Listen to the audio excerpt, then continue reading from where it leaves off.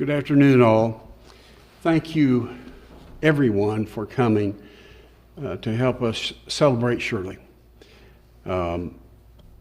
This is a happy time when we remember all of the wonderful things that she gave to us and that we want to share with everybody as much as we can. When we finish, a few remarks and a little music, we're going to have a reception at our home, and I hope each of you can come and join us. We'll continue the celebration. But I thank you all for honoring her and coming out this afternoon to share with us in this celebration.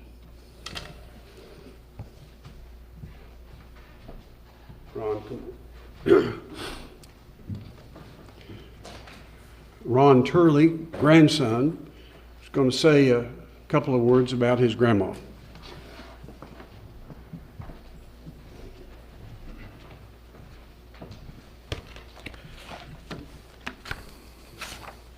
Afternoon, everyone. It is no secret that the most profound moments in all of our lives cannot be contained by the power of mere words. It is these moments where words simply cannot do them justice. Of course, the most immediate idea we must wrestle with today is our grief, but it is also the profound joy, wisdom, and love that English or any other language of mankind fails to describe. So I humbly stand before you all trying in some way to make the words good enough for Grandma.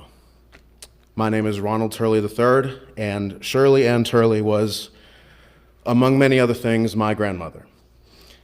As many others will tell you, she was the greatest life partner to her husband, a dedicated nurturer for her family, and an invaluable friend to all. And while she may never have realized it for herself, from my eyes, she was, and always will be, an amazing teacher as well. And so I'm honored to share with you what Grandma Shirley taught our family about resilience, honesty, and love.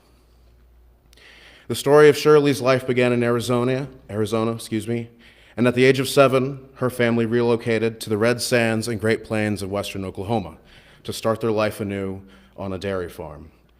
This upbringing in Oklahoma no doubt instilled Shirley with not only a strong work ethic, but a remarkable resilience, a resilience that resists dust and heat and wary, calloused hands. Shirley embraced this in her life on the farm because, well, no matter how hard the work became, the work still needed to get done. Shirley also embodied resilience every day in her duties to family. In the earlier years of their marriage, she was right beside Wendell as he pursued his college studies, his law school education, and ultimately the founding of the Turley law firm. The path from where Wendell and Shirley started together in Oklahoma to Dallas in the 2020s had no shortage of challenges or obstacles. But bluntly, a couple does not get there without strength. So whether it was farm work, law work, or undertaking feats like climbing Kilimanjaro when she turned 50, it was her resilience that made it happen. And as Wendell Turley set out to make this world a more just place as a trial lawyer, she mirrored, and I say even bolstered his strength to try and get there. And that journey, by the way, continues for all of us here. And we owe it to the memory of her resilience to try our best to emulate it. In her own ways, Grandma Shirley frequently reminded us of the importance of honesty as well. Now, that isn't to say she went around preaching about why it's important to tell the truth. It was more subtle than that. Frankly, there was nothing getting past Grandma Shirley. "I can read that boy's mind," she would say to me, and I believed her. She knew us all so well that even the tiniest insignificant white lie would get found out in a heartbeat. When my father, Elder Ron, was a child, Grandma gave him some money for a haircut at a barbershop in Snyder Plaza. This barbershop was maybe 1 block from their home. Instead of keeping his appointment, my dad walked right past the barbershop and went straight to the Emmy Moses Variety Store.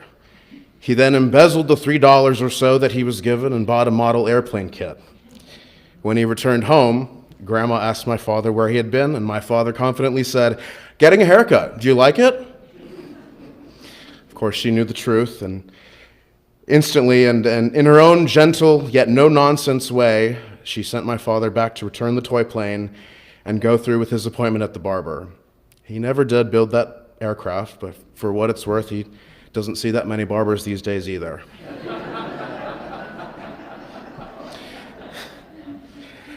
This simple lesson in honesty was passed down to me from my father, and for some infectious sense of goodness that Grandma emanated, I know I will hold on to it forever. But honesty also means being honest with yourself and being authentic. Grandma may have been a shining example of politeness and manners, but never once did she carry herself out to be anything other than her true self. And at the end of the day, if it needed to be said, she was going to say it. Last is love. Love ties all this together. It is a foundational piece to the other two ideas. And as a general concept, sure, love is one of the most difficult traits to describe, but when it came to Shirley, it requires the least explanation. To her, demonstrating love was easy, and in truth, even if it really wasn't, she made you feel like it was. She was so effortlessly kind to everyone she met and everyone she knew. Even when she had nothing, she gave everything to her family and to her loving husband. She fully immersed herself in the lives of her children. She would later do the same for her grandchildren and then great-grandchildren. The phrase, "I love you," was not a set of words, but a commitment. It was not something she would say, it was something she would do. In her legal career, alongside Wendell at the Turley law firm, she shared so much wisdom and guidance as she mentored other professionals at the firm. She was committed to representing clients with compassion and sympathy, and her remarkable ability to love others is the source of all that. And to this day, that demonstration of love is a pillar of the firm's work and ideals. Earlier, I mentioned to you all the shared resilience that she and Wendell demonstrated over the course of their lives together. The two had stuck by each other's side through thick and thin for over 68 years. That loyalty, that support, and that commitment simply comes from love. In her own way, Grandma also taught us to love others, even if it was a fool's errand. I mean, you can't love everyone.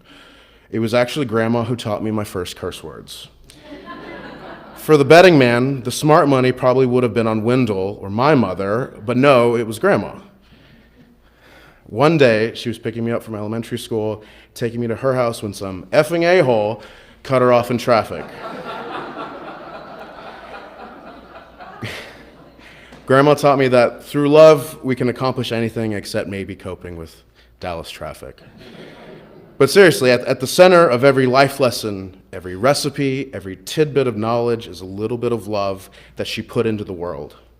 Her familial journeys from Arizona, moving out west to Oklahoma, from Anna, Texas to University Park, they all stem from an ability to love, passed down from her ancestors and now imbued in all of us who knew her. We began with the premise that words are not going to be enough.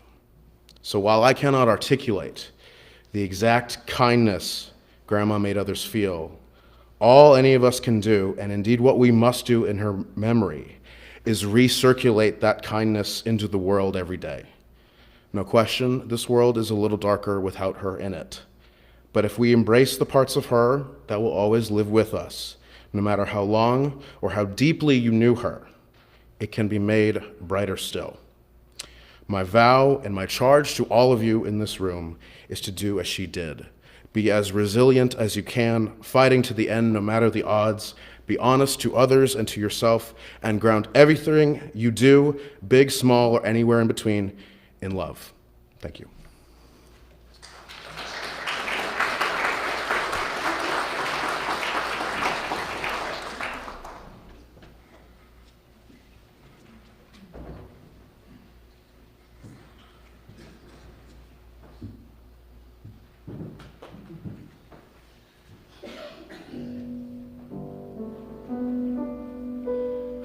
Nessun dorma,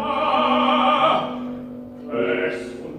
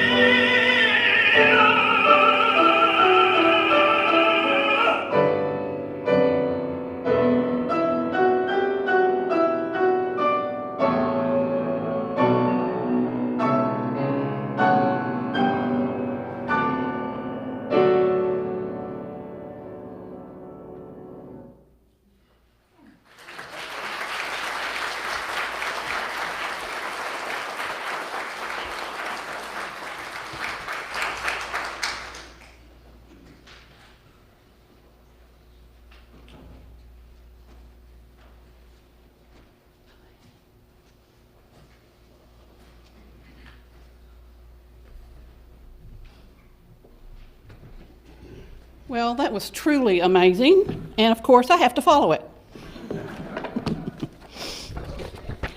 We gather here today to remember and celebrate the life of my friend, Shirley Turley. Many here knew her as a co-worker, but I had the privilege of knowing her both as a colleague and a dear friend, someone who made my life richer by just being in it. For those who don't know me, I'm Janie Kirby, and I work at the Turley farm. I met Shirley in 1978 when I first started with the farm. Her office was directly across from mine. Picture an attractive, model, slim, impeccably dressed woman with big Texas hair, like we all wore. That was my friend Shirley. Always put together, always graceful, always with a spark in her eye. Shirley was right alongside Wendell when he started the farm, and she was just as instrumental in building the farm. Not only was she his legal assistant, but she was the mother of two, Ron and Linda, kept house, cooked, made sure the kids got to school, and was a stellar legal assistant. She was also a great teacher, leader, and example to her coworkers. If I needed a form or an example of how to do something, Shirley would help me. If she didn't have it, she'd help me find it. Remember back then, not only did we not have computers, we didn't have internet. It was a lot harder to do. She didn't just do her job well, she made the people around her better. One day, Wendell called me and asked me to get a clothes file out of the farm's clothes storage area in Campbell Center. It was on a different floor and not really close to our offices. I asked Shirley to go with me. She had a key. We went in, she held the door open, waiting for me to come out. I opened the file cabinet, and a mouse jumped out. I screamed, turned around and ran, and Shirley held the door open and screamed, "Hurry, I'm gonna slam the door." A little later, Wendell called again. Apparently, Shirley had told him about the mouse escapade. He asked Shirley and me to draft a petition against the owners of the building for mental distress and damages. Well, we prepared the petition. It didn't get filed, but we got some more office space. Is that such a Wendell thing? When I first began working at LOWT, as we called it back then, the office was in Campbell Center, the gold buildings on Central Expressway. And during those early years, the show Dallas was filmed. There was quite a lot of filming over there, and the cast stayed at the Doubletree. We would all go outside and watch to get a glimpse of the stars. Shirley would be with us and would finally say, "We better go back. Wendell's going to catch us." Another co-worker, Karen, who later became her sister-in-law, knew Larry Hagman fairly well. Her father and Larry Hagman had gone to school together in Weatherford, and when he was in town, Hagman would go over to their house and visit with her father. Well, Karen decided she was going to go over to the hotel and find Larry Hagman because she wanted to take some of us over there to meet him. Well, she did, but I don't know how she got in. You sure couldn't do it today. She found him, told him what she wanted to do, bring a couple of co-workers over, and he said, "Yeah, that's great." Gave him his room number and told her what time to bring them. Well, Shirley wouldn't go, but I did. As you know, I would. And as Karen and I were walking out to go over there, Shirley stopped us and handed us a piece of paper and said, "Will you get his autograph? I feel like Wendell would love to have his autograph." Well, we all know it was for Shirley. She loved to have fun. Even though she was the boss's wife, she was still one of us. If we went out to happy hour, she many times would go. She'd even come to our bachelorette parties. And I'll never forget the happy hour that somehow ended up at La Bear. There were a bunch of us. We were having a great time, laughing, cutting up. Shirley had her hands out, filled with dollar bills. And she was handing all of us a dollar bill to go up and give it to the dancer, if you know what I mean. And yes, she took her dollar up there too. Wendell had a big hit with the state fair case, and we had a celebration party at his house that Friday night after the verdict. Needless to say, and there's some of you out here who were there, I know, I saw you. Needless to say, it got pretty wild.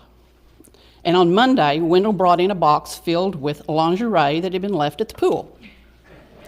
And he took it to our little lunchroom area and put it on the table. And I'll never forget everyone laughing, pulling out their belongings. Shirley reached in and pulled something out and went, "What? This is mine. Why did he put this in here?" And, you know, it got kind of quiet for a minute, and then we looked at her, and then we all burst out laughing. She was one of us. In 1982, we moved to the new building. Shirley's office was on 10 up by John Howie, and I was in the negligence department down on 8. Well, the negligence department was pretty notorious for its antics, and some of you are here too that were in that department, you know. Wendell would come down the stairs of the penthouse. He'd go to John's office, you know, hiking his pants up like he always did, and then stop by Shirley's and say, "Well, I'm going to go down to 8." I think he thought he'd catch us doing something we weren't supposed to do. And several times Shirley would call and say, "He's on his way, Janie." Well, I'd run out and go, "He's coming down here." And of course, by the time he got there, we were all in our office working hard. Like I said, she'd cover for us. And a lot of times before lunch, she would call me and say, "I'm going over to North Park. You want to go? I need to go to the carriage shop." And I'd say, "Of course. I need to get away." I loved going with her. She was a walking advertisement for the carriage shop, for those of you who remember. They loved to see her come in. I remember one time when we were there, she was trying on some clothing that the clerks had picked out for her, and I spotted a blouse I liked. She walked over to me and smiled and said, "You found something. Get it." And I was hesitant because it was a little more than I would normally spend on it, but she leaned in and said, "Well, go ahead and get it and splurge. We deserve it. And you know, you don't have to tell your husband everything." Wendell doesn't know half of what I buy. But that was Shirley, encouraging and always fun-loving and ready to remind you to enjoy life. The last time I saw Shirley was just a few weeks ago at one of our firm flag raisings, and most of you probably know that's when we have a tradition that when an attorney and their team have a good settlement or a verdict, then we raise the flag. Shirley would always come when she could because she knew it was important to celebrate a client's win, but also to raise the staff up with words of encouragement. That's something she did so well. She also had plenty of her own flag raisings. Anytime an office email went out about a new lawyer, passing the bar, someone getting sworn in, or a staff member receiving recognition for something, Shirley always replied with a hearty "Congratulations" or "Good job." That day after the flag raising, she said goodbye to me and hugged me as she always did, whether in person or on the phone. She said, "I love you." She never left you without those words, and she meant it. Shirley has left behind a legacy in a way that she lived her life with kindness, style, grace, encouragement, and genuine care for others. She was a friend to all who knew her and an encourager to anyone lucky enough to be in her presence. I will miss her deeply, but I am forever grateful for the years of friendship, the laughter, the advice, and the love she shared so freely. That was my friend. Shirley? And I will carry her with me always.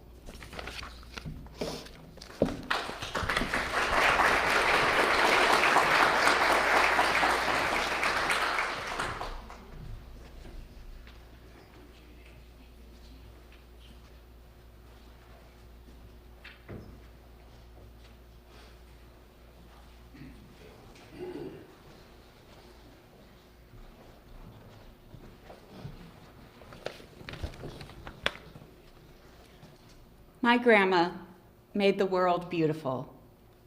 For years now, whenever I think of her, a passage from The Great Gatsby echoes in my mind. It's when the narrator, Nick Carraway, describes his first meeting with Jay Gatsby. And with a few light edits, it applies to my grandma. She smiled understandingly, much more than understandingly. It was one of those rare smiles with a quality of eternal reassurance in it that you may come across 4 or 5 times in life. It faced, or seemed to face, the whole eternal world for an instant, and then concentrated on you with an irresistible prejudice in your favor. It understood you just as far as you wanted to be understood, believed in you as you would like to believe in yourself, and assured you that it had precisely the impression of you that at your best you hoped to convey. That was my grandma. Each time she saw you, She welcomed you into a world she had lovingly and tirelessly tended, a place balanced between the familiar and the enchanted. She greeted you with warmth, put you at ease, and cared for you exactly as you were. Her warmth was so seamless, you might never guess the challenges that shaped her. She was born to parents who had fled the Oklahoma Dust Bowls for a new life in Arizona, later left her busy town in Arizona to return to Western Oklahoma. She lost her brother when she was little more than a child. She picked cotton to buy school clothes, and one year, that money, the only money that the family had for school clothes, was stolen, leaving her to go without. For many, hardship leads to indifference to others' pain, or an attitude of, I went through it, so you should too. My grandma never accepted that idea. I've always felt that everything she did that made our lives beautiful and warm was in response to her early years and a determination to make the world a more kind, gentle, and caring place. She always made time to listen and hear children. As a small child, she did not let adults interrupt me when I was speaking, and if they tried, she made them pause and let me finish. She also made sure children always had the same plates and glasses as the grown-ups at any family dinner so that we felt included. Even with something simple like making me a snack, she took great care. I can still touch and taste the perfect peanut butter and jelly sandwiches she made for me. Toasted, no crust, crunchy peanut butter, and not too much jelly to prevent any overflow. Her kitchen was always stocked with whatever you loved. As a child, there was always Nesquik chocolate milk mix for me. And once my boys, her great-grandchildren, Leo and Finn, discovered popsicles, there were always popsicles in the freezer. We tried to get my boys, Leo and Finn, to call her Grandma Shirley, but they usually called her great-great-great-great-grandma. And she more than earned those extra greats. She was always in your corner, even if you may not have been entirely in the right. When I was about 5 years old, I had my heart set on getting a pair of light-up shoes. I don't recall why exactly, but my mom had said that I couldn't have light-up shoes. But I went shopping with Grandma, and we found a pair of hiking boots with embroidered flowers that lit up, as one needs. And Grandma got those for me. It wasn't until we were parking in front of my house for her to drop me off and send me back home that I finally told her my mom said that I wasn't allowed to have light-up shoes. She took the fall for me, and I got to keep those hiking boots with embroidered light-up flowers. As we grow up, often the adults that we see as infallible become more human and imperfect to us. That never really happened for me with my grandma. She was always the definition of poise and elegance. Her holiday table shined with perfectly arranged blue and gold plates, crystal glasses, candle after candle in the centerpiece, and impossibly perfectly pressed napkins. And it wasn't for the sake of pomp or to impress. It was to remind you it was a special time with family. She loved beautiful music and shared that love with us. For many years, she traveled with friends each summer to attend each show at the Santa Fe Opera summer season. She also learned to play classical piano later in life, and she was wonderful. But it was rare to hear her play. She was a little shy with it, and I remember one day my mom and I came in to her house while she was playing. We stopped at the door to the great room and listened, because we knew as soon as she saw us, she would stop and come and give us a hug. And while she didn't play in public often, we did learn a piano duet together, and she performed with me together in a recital. And she danced.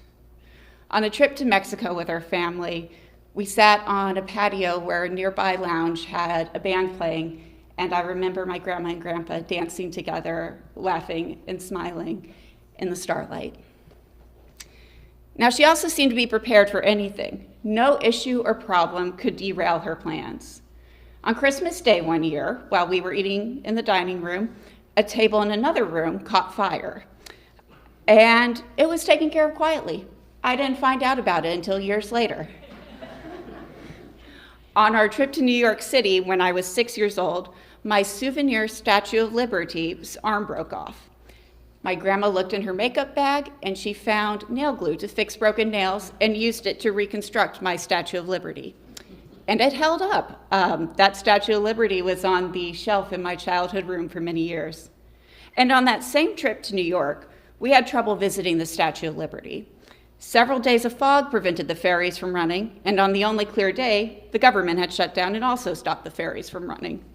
And while she could not control the weather or prevent government gridlock, she did manage to get all of us named and mentioned by name in a New York Times article on the matter. Her care and warmth extended to four-legged family members as well. As a child, she had a pet raccoon named Ralph. I loved hearing about Ralph. She would always tell us how he was so clean and would wash his hands in a little bowl that he had and wash his face and whiskers, and that he was so smart he could do anything humans could do almost, which eventually became an issue when he managed to open a can of syrup and then drag it all around the house while the family was out. Granny, my great-grandmother, was not pleased with that, and he was ultimately evicted from the house following that incident. I believe that dogs are the best judges of character, and every dog loved her. My 8-pound toy schnoodle Bouncer had the best week of his life at Grandma's house. She made him a hamburger patty every night for dinner, and he gained 1/3 of his body weight in 1 week. The vet was horrified, and that meal plan was not repeated, but it was a great week for Bouncer. At any family meal, all of the dogs, sometimes 3 or 4 at a time, would sit patiently at her side for their share of her meal. And they usually didn't beg or whine. They knew she would take care of them.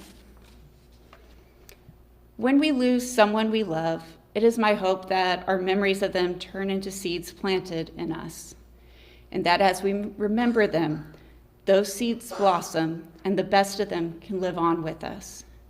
Just like that rare smile that Fitzgerald described, she faced the whole eternal world and then turned all her light toward you.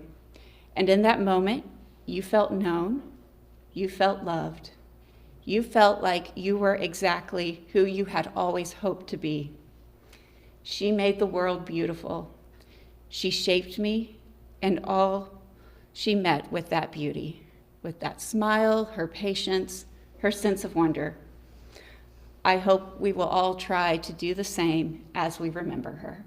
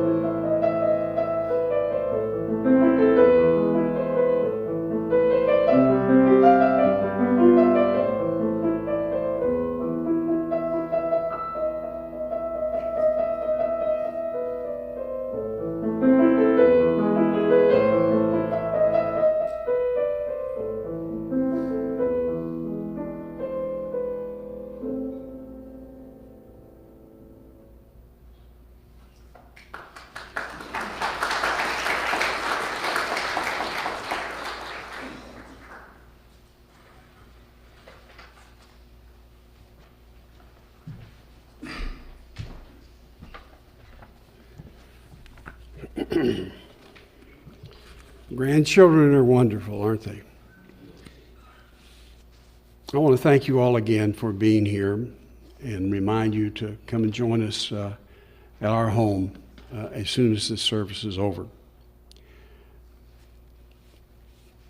I think by now you've heard what I've known for about 65 years, and that is that Shirley Ann was a wonderful lady. You've heard from her grandchildren.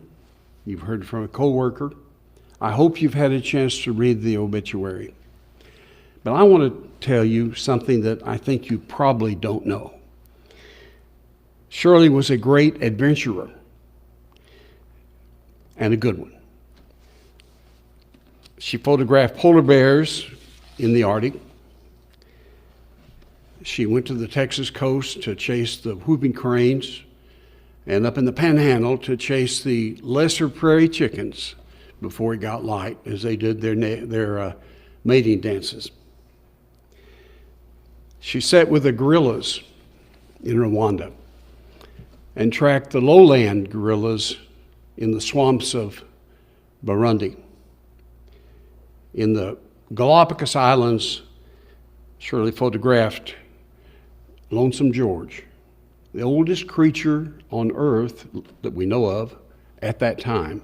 He since died. Several times Shirley went to the tops of the mountains in Michoacan, Mexico, to help identify and photograph the monarch butterflies. She photographed whale and seal and others in Alaska, buffalo in Canada, rare birds in Oregon, and there were the penguins everywhere that she loved to photograph. South America, Ecuador, the Seychelles Islands, a lot of the Americas. In East Africa, Shirley, and in South Africa, Shirley photographed wildebeest and warthogs and lions and leopards and giraffes and elephants and all of the other critters that wander there in those many places. She ballooned over Kenya and other places here in the United States. She jump danced with the Maasai warriors in the Serengeti. She floated the rushing waters in Colorado, and she even kept times and scores for her husband in his short-lived auto racing career. Shirley, it was mentioned earlier, Shirley climbed Mount Kilimanjaro, 18,300 feet. She made it to the top in front of me. On the way, she celebrated her 50th birthday, and our Sherpas sang happy birthday to her in Swahili, which she loved very much.